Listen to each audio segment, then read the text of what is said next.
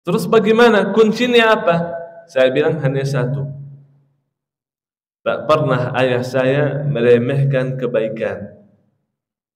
Tak pernah meremehkan kebaikan. Apa maksudnya meremehkan kebaikan? Jangan pernah bilang, saya ada 2.000 aja, masa infak 2.000? Malu saya tak jadi lagi infak. Bisa jadi 2.000 ini lebih mulia di sisi Allah Subhanahu Wa Taala daripada seseorang infak 1 miliar. Kenapa? Karena yang 2.000 hanya memiliki 2.000, berarti semua hartanya ini. Dan dia ikhlas. Tapi ada orang keluarkan harta yang banyak, dia punya lebih banyak daripada yang dia keluarkan. Ini yang pertama. Yang kedua, bisa jadi dia tidak ikhlas. Assalamualaikum warahmatullahi wabarakatuh. Saya bersama Biker Subuhan Pekanbaru Riau. Bagi yang sudah bergabung, istiqomah. Bagi yang belum, segera bergabung. Kiamat sudah dekat. Berkah selalu, sukses. Assalamualaikum warahmatullahi wabarakatuh.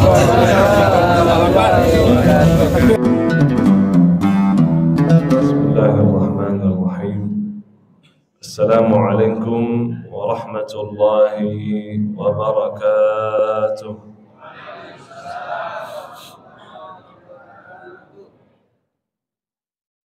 تبارك الذي جعل في السماء بروجا وجعل فيها سراجا وقمرا منيرا وهو الذي جعل الليل والنهار خلفة لمن أراد أن يذكر أو أراد شكورا أشهد أن لا إله إلا الله وحده لا شريك له ولي الصالحين وأشهد أن نبينا وحبيبنا ومولانا محمد صلى الله عليه وسلم اللهم صل وسلم وبارك على نبينا محمد وعلى آله وصحبه ومن تبعهم بإحسان إلى يوم الدين سبحانك لا علم لنا إلا ما علمتنا إنك أنت العليم الحكيم Maha suci Allah, kita tidak mempunyai ilmu apa-apa, hanya saja apa yang diberikan oleh Allah Subhanahu wa Ta'ala. Hadirin dan hadirat, Bapak Ibu sekalian yang saya hormati, yang saya muliakan, mudah-mudahan semua yang hadir senantiasa dimuliakan Allah Subhanahu wa Ta'ala. Amin. Apa kabar semuanya, sehat? Alhamdulillah. Mudah-mudahan selalu sehat walafiat, dapat keberkahan dari Allah Subhanahu wa Ta'ala. Karena Rasulullah sallallahu alaihi wasallam bersabda, "Burika li ummati fi bukuriha." Allah memberikan keberkahan bagi umat Nabi Muhammad sallallahu alaihi wasallam di pagi hari. Jadi orang yang sedang tidur enggak dapat keberkahan. Hanya orang yang hadir. Bahkan orang yang datang berjalan di waktu yang gelap menuju masjid, kata Rasulullah sallallahu alaihi wasallam, "Basyiril masya'ina fi dhulam ila al-masajid." Berikanlah kabar gembira bagi orang yang berjalan di waktu yang gelap ke masjid. Maksudnya waktu subuh dan isya. Karena zaman Nabi Muhammad sallallahu alaihi wasallam subuh isya itu sangat gelap, tak ada lampu, tak ada listrik. Jadi orang munafik kalau salat subuh dan isya tak ikut ke masjid. Karena para sahabat tidak bisa melihat semua yang hadir. Oh ini hadir, ini tidak. Oh ini tidak hadir. Tak tahu dia kalau pagi hari dan malam hari. Makanya Rasulullah memberikan kabar gembira bagi orang itu. Karena orang itu datang ibadah bukan karena manusia. Karena manusia tidak akan dilihat. Tapi karena Allah Subhanahu wa Ta'ala. Apa yang mereka dapatkan? Bin nurit tam yaumal qiyamah, akan mendapat cahaya yang sempurna di hari kiamat. Orang yang datang ke masjid, kata Rasulullah sallallahu alaihi wasallam, Allah Subhanahu wa Ta'ala senang Kata Allah kepada para malaikat, wahai malaikat, lihatlah hambaku fulan. Kenapa datang ke masjid? Kenapa dia tinggalkan kasurnya?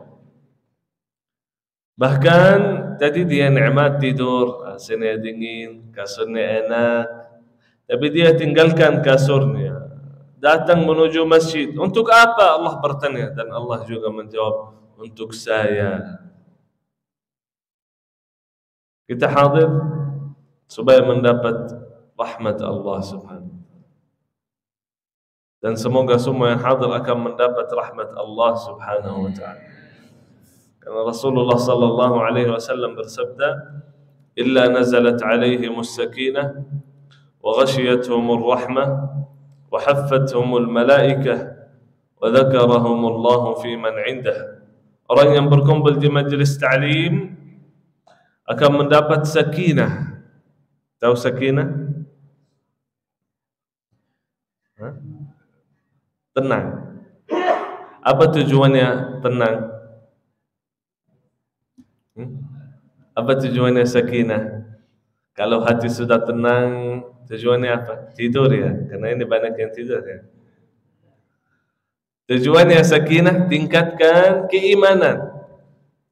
Tingkatkan keimanan. Allah subhanahu wa ta'ala berfirman, huwa alladhi anzala as-sakinata fi qulubil mu'minin liyazdadu imanan ma'a imanihim, agar iman mereka bertambah.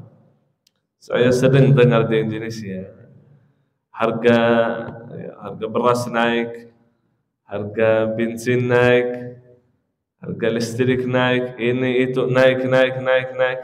Yang turun hanya satu, iman turun. Imannya turun. Banyak orang berkata, Syekh, iman turun, gimana ini? Yang dulu khusyuk sekarang enggak khusyuk lagi. Yang dulu mudah ibadah sekarang enggak mudah lagi. Turun imannya. Kenapa? Quran duduk di majlis ta'lim. Quran selalu berkumpul berzikir kepada Allah. Karena kalau berkumpul akan dimuliakan oleh Allah subhanahu wa ta'ala. Akan disebutkan namanya satu persatu dalam hadis Rasulullah. Disebutkan namanya satu persatu. Bukan oleh syekh, bukan oleh para nabi dan rasul, bukan oleh para malaikat, tetapi Allah subhanahu wa ta'ala yang akan menyebutkan namanya. Wa dzakarahumullah fi man 'indah. Dilindungi oleh para malaikat. Bahkan ada malaikat tugasnya hanya satu. Inna lillahi malaikatun sayyarah. Tugasnya turun ke dunia cari majlis ta'lim, itu saja. Mutar terus, mana majlis ta'lim? Oh, ini sudah ketemu ada majlis ta'lim. Datang duduk. Bahkan panggil yang lain, halummu ila hajatikum, ayolah ini yang kita butuhkan. Dari riwayat yang lain, malaikat mendoakan semua yang hadir, ya Allah ampunilah mereka, ya Allah rahmatilah mereka. Apalagi kalau kita doa pasti diamini oleh para malaikat, itu luar biasa. Wa ghashiyatuhum ar-rahmah, kita pun dapat rahmat Allah subhanahu wa ta'ala. Rahmat Allah itulah yang membahagiakan kita, yang selamatkan kita dunia dan akhirat. Bagaimana kita bisa mendapat rahmat Allah? Salah satu cara, hadirlah di majlis ta'lim. Selesai majlis ta'lim, قال الله عز وجل قوموا مغفورا لكم قد بدلت سيئاتكم حسنات. Setelah kamu pulang, aku telah ampuni, aku telah mengganti dosanya menjadi pahala, kata Allah subhanahu. Ada amal ibadah begitu banyak pahalanya seperti majlis ta'lim. Dapat sakinah, dapat rahmat, dapat naungan, dapat disebutkan namanya saking kemuliaan, diampuni lagi dosanya, bahkan digantikan menjadi pahala. Kata para malaikat, karena ada orang dulu hadir di majlis ta'lim, guru saya, dan dia kurang perhatikanlah ceramah. ya main sedikit, ngobrol sedikit, tidur sedikit, main HP sedikit. Guru itu marah sama yang hadir. Kenapa datang majelis ta'lim kalau tidur aja? Tidur di rumah. Kenapa datang majelis ta'lim kalau main saja? Kalau datang majelis ta'lim harus bawa buku, catat. Ada yang bawa buku? Tidak ada. Catat ilmu supaya bermanfaat ilmunya. Apa kata orang itu muridnya? Karena Allah Subhanahu wa ta'ala berfirman, humul qawm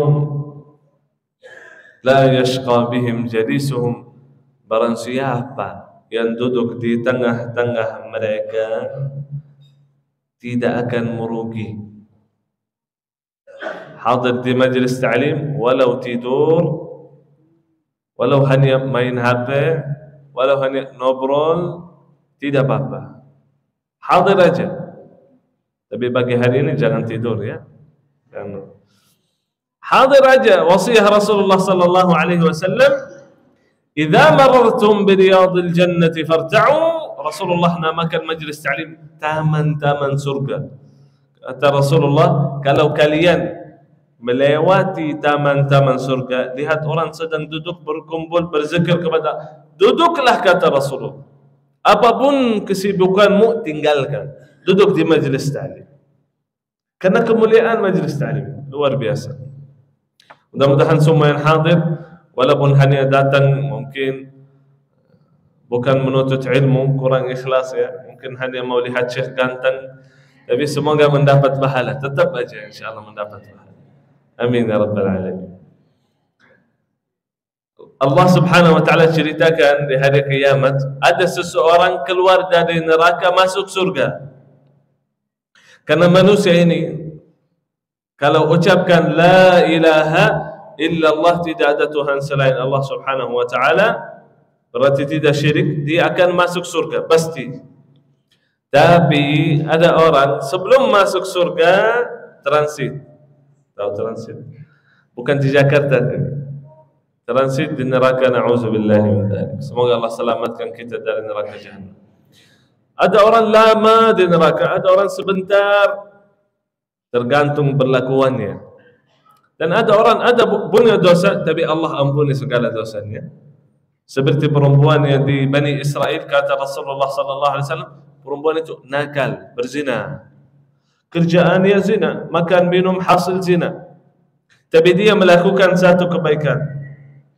Allah ampuni segala dosanya dan jaminkan dia ahli surga. Satu kebaikan hapuskan dosanya. Wasiat Rasulullah sallallahu alaihi wasallam, innal hasanati yudhibna as-sayyi'at wa atbi'is sayyi'ata al-hasanata tamhuha. Setelah anda sekalian melakukan dosa maksiat salah, harus buat kebaikan, harus buat amal saleh, karena amal saleh akan hapuskan dosa-dosa kita. Jadi orang ini masuk neraka tapi tidak lama keluar masuk surga. Kata ahli neraka, kenapa orang ini bisa keluar? Apakah orang tuanya orang salih memberikan syafaat kepada anaknya? Kata para malaikat, tidak. Terus mungkin anaknya orang salih, doakan orang tua, berikan syafaat kepada orang tua, bisa keluar dari neraka masuk surga. Kata para malaikat, tidak. Bisa jadi dia punya amal salih yang pernah dia sembunyikan ya. Kata para malaikat, tidak.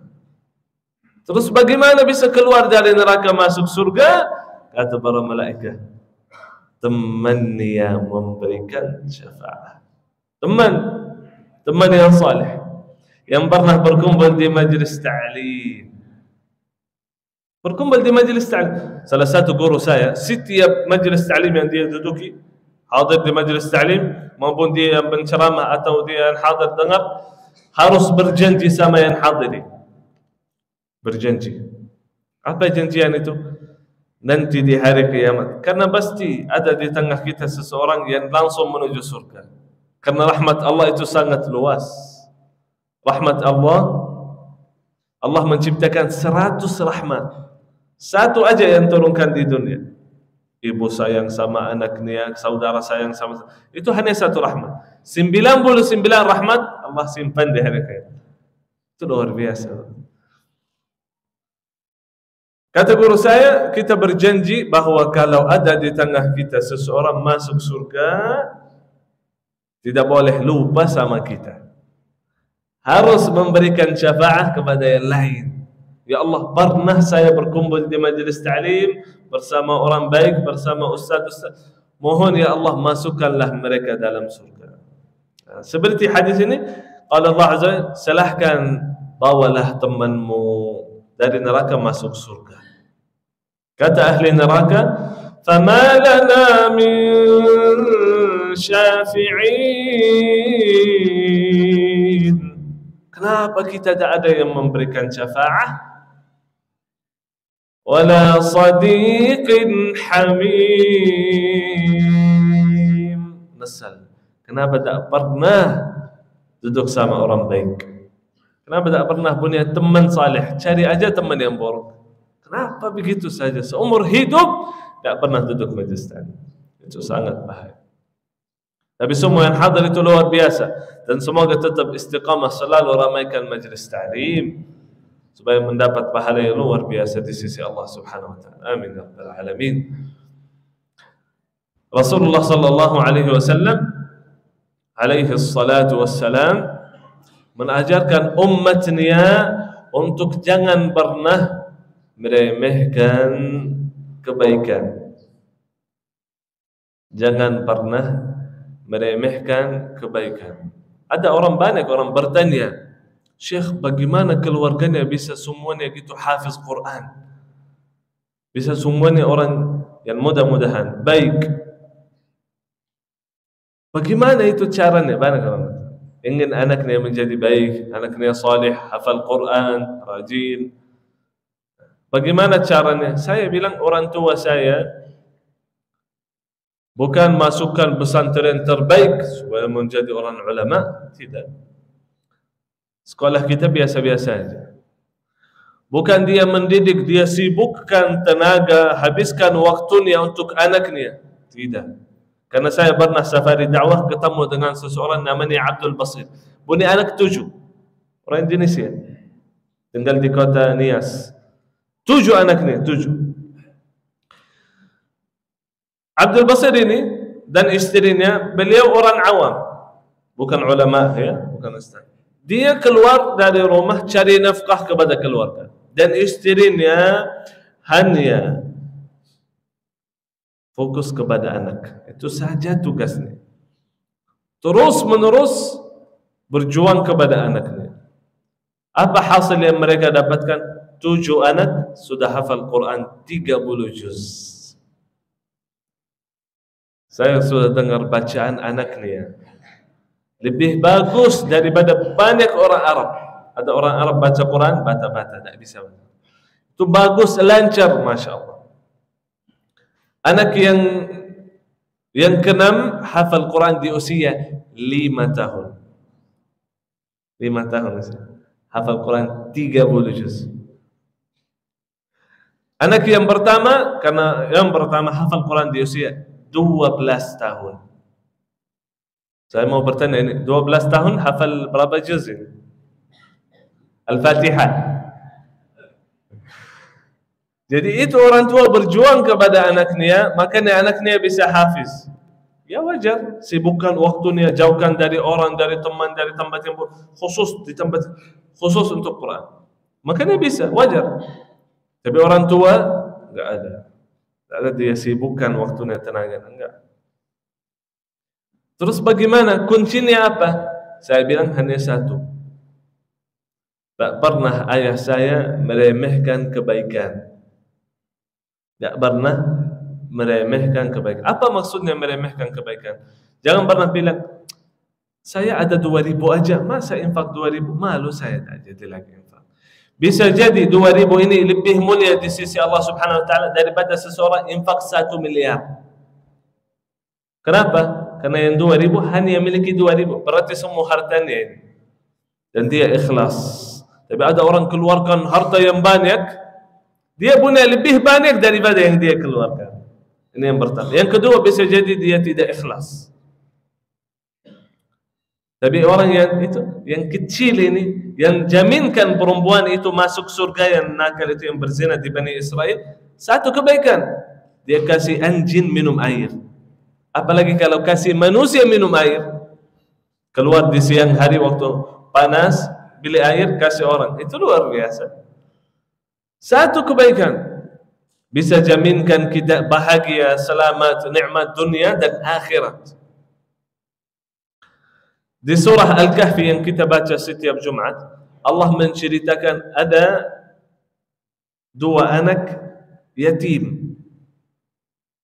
Anak yatim itu punya harta, tapi hartanya sembunyi, tidak ada yang tahu, karena di atasnya ada dinding lah. Waktu Musa sama Khidir lihat dinding itu jatuh, mau hancur. Kalau jatuh berarti nanti di bawahnya mungkin bisa jadi dilihat oleh orang mas yang simpan di bawahnya, atau bisa jadi hilang. Apa yang dilakukan oleh Khidir? Berbaiki. Dia berbaiki dindingnya, rapikan supaya aman masnya. Ngerti kan? Nabi Musa bertanya, kenapa begitu? Bisa bantu mereka, bahkan waktu kita menuju kota itu minta tolong dari mereka untuk kasih makanan, minuman, tapi semua orang yang di situ tidak ada satupun yang mau kasih makanan, minuman. Kalau mereka tidak mau bantu kita, kenapa kita bantu mereka? Tidak usah lagi, kata Nabi Musa. Apa kata Khidir? Anak ini ada satu kebaikan. Apa kebaikan? Orang tuanya baik. Wa kana abuhuma salihan. Di riwayat bukan orang tua, kakek yang ketujuh. Ahli tafsir mentafsirkan kakek yang ketujuh, kata. Orang salih. Salah satu sahabat berkata, kalau saya salat, Allahu Akbar, aku ingat kepada anak saya dan aku tambah khusyuk dalam salat. Salatnya lebih panjang. Kenapa? Supaya anaknya mendapat kebaikan. Yang menjadikan anak salih ibadah orang tuanya. Semakin orang tua dekat kepada Allah, taat kepada Allah, Allah yang urus anaknya. Allah bantu, Allah mendidik, Allah mengajarkan, Allah menarahkan kepada jalan yang benar. Kalau orang tua baik, orang tua saleh. Kadang-kadang orang tua sibukkan waktunya dengan anaknya, berusaha dia sibuk, masukkan pesantren terbaik, habis itu anaknya nakal. Ada banyak. Tapi orang yang dekat bersama Allah, walaupun tidak urus anaknya, Allah yang akan urus. Yang penting dia dekat aja kepada Allah Subhanahu wa taala. Jadi itu saja kuncinya, tak pernah meremehkan kebaikan. Seperti Abu Bakar As-Siddiq radhiyallahu taala anhu. Abu Bakar As-Siddiq di pagi hari, coba kita di pagi hari. Rasulullah bertanya, wahai sahabat, siapa pada pagi hari ini bersedekah? Abu Bakar angkat tangannya, saya ya Rasulullah. Wahai sahabat, siapa pagi hari ini dia jenguk orang yang sakit? Abu Bakar angkat tangannya, saya ya Rasulullah. Siapa pagi hari ini ikut jenazah, ada orang mau dimakamkan, dia ikut jenazah, dia bantu makamkan. Kata Abu Bakar, saya ya Rasulullah. Terus menerus Rasulullah bertanya, siapa melakukan kebaikan ini? Siapa melakukan kebaikan itu? Abu Bakar angkat tangannya, saya ya Rasulullah. Kalau kita pagi hari susah buka mata. Tapi Abu Bakar pagi hari sudah melakukan banyak kebaikan. Itu baru pagi hari. Makanya kata Rasulullah, Abu Bakar ini adalah ahli surga. Majtama'at fi imri'in illa dakhala al-jannah. Itu luar biasa. Tak pernah meremehkan kebaikan. La tahqiranna minal ma'rufi syai'an. Kata Rasulullah sallallahu alaihi wasallam, jangan pernah meremehkan kebaikan sedikit pun. Walau an talqa akhaka biwajhin taliq, walau hanya ketemu saudaranya senyum. Tak ada yang lebih susah daripada minimal tabassumuka fi wajhi akhika sadaqah. Senyum kepada saudaramu adalah sedekah bagimu. Senyum saja ternyata bisa jaminkan masuk surga, bisa selamatkan kita, bisa membahagiakan kita. Jadi satu kebaikan, dan mudah-mudahan Allah Subhanahu wa taala menjadikan kita semua yang hadir orang yang selalu bersungguh-sungguh di jalan Allah Subhanahu wa taala, tidak pernah meremehkan kebaikan sedikit pun. Mudah-mudahan kita semua ahli taat, ahli ibadah. Ya Rabbal Alamin. Semoga amal ibadah kita senantiasa diterima oleh Allah Subhanahu wa taala. Amin ya Rabbal Alamin. Intinya selalu berbuatlah kebaikan, kecil pun maupun yang besar. Apapun yang Anda bisa melakukan, bismillah saja. Jangan pernah ucapkan besok wala taqulanna li syai'in inni fa'ilun dzalika ghadan. Setiap Jumat kita baca Al-Kahfi, jangan pernah ucapkan besok insyaallah, besok. Akhirnya tak jadi. Besok. Sudah meninggal belum dia melakukan. La haula wala quwwata illa billah. Jazakumullahu khairal jazaa. Terima kasih atas perhatiannya. Dan saya minta maaf kalau ada salah atau ada kekurangan atau kata-kata yang kurang sopan, mohon dimaafkan. Yang benar datangnya dari Allah Subhanahu wa taala, yang salah dari diri saya sendiri dan dari syaitan. Wabillahi taufiq wal hidayah. Allahumma salli wa sallim wa barik ala nabiyyina Muhammad wa ala alihi wa sahbihi wa sallim tasliman katsira. Subhanakallahumma bihamdika asyhadu an la ilaha illa ant astaghfiruka wa atubu ilaik. Mungkin kita sebelum tutup doa sebentar tanam saham akhirat, investasi akhirat, karena tidak ada kehidupan kecuali kehidupan akhirat kata Rasul. Allahumma la 'aisha illa 'aishul akhirah. Semoga kita menjadi hamba akhirat yang beruntung di dunia dan di akhirat. Amin ya rabbal alamin. Assalamualaikum warahmatullahi wabarakatuh.